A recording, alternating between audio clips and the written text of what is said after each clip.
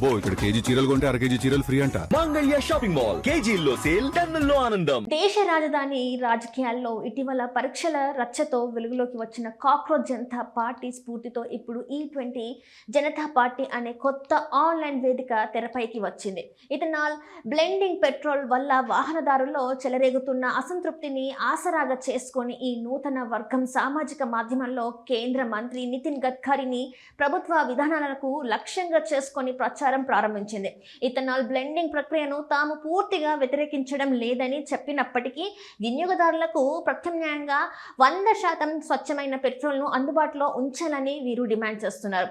స్వచ్ఛమైన పెట్రోల్ మా హక్కు అనే నినాదంతో ఇన్స్టాగ్రామ్ వేదికపై చేస్తున్న డిజిటల్ ఉద్యమం యువతను వాహనదారులను విశేషంగా ఆకట్టుకుంటుంది.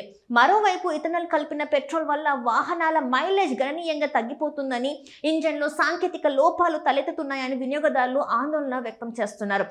ప్రముఖ యూట్యూబర్ వ్లాగర్ సర్వర్ జోషి తన మెర్సిడెస్ బెంజ్ SUVలో E20 పెట్రోల్ వాడడం వల్ల మైలేజ్ తగ్గిందని, ఇంజన్ సమస్యలు వచ్చాయని బహిరంగంగా తెలపడంలో ఈ వివాదం మరింత తీవ్ర రూపం దాల్చింది. అయితే దీనిపై స్పందించిన మెర్సిడెస్ బెంజ్ ఇండియా సంస్థ తమ BS6 పెట్రోల్ వాహనాలు E20 ఇంధనానికి పూర్తిగా అనుకూలంగా ఉన్నాయని వివరణ ఇచ్చింది.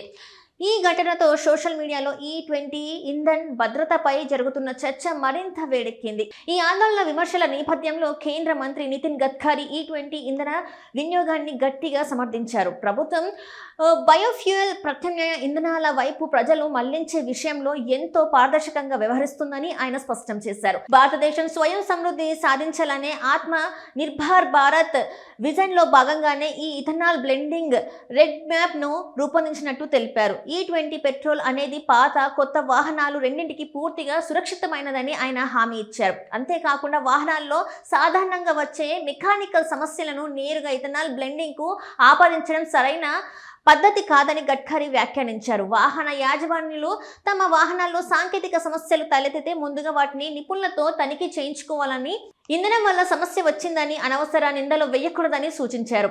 ఈ వ్యవహారంలో వాస్తవాల కంటే తప్పుడు సమాచారం, అనవసర రాజకీయ గందరగోళమే ఎక్కువగా ప్రచారం పొందుతుందని ఆయన ఆరోపించారు. ఒకవైపు ప్రభుత్వ ఇంధన భద్రత లక్ష్యాలు, మరోవైపు మైలేజ్ ఆందోళనల మధ్య ఈ వివాదం మునుముందు ఏ మలుపు తిరుగుతుందో వేచి చూడాల్సిందే.